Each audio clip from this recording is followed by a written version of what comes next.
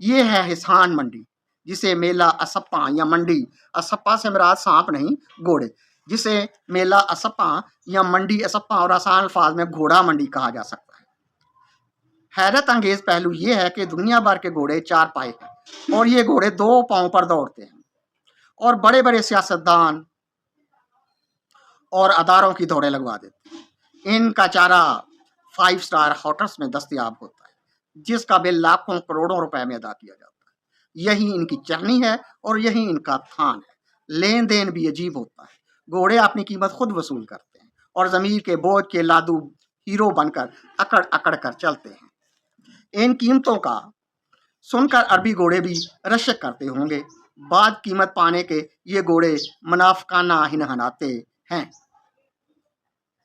وہ بھی ایسے صاف و شفاف طریقے سے کہ اصول و قانون بھی ہنسے بنا نہیں رہ سکتے۔ اب وفاقی گدوں کا بھی پورا بیان کر دینا ضروری۔ کہتے ہیں مرزا غالب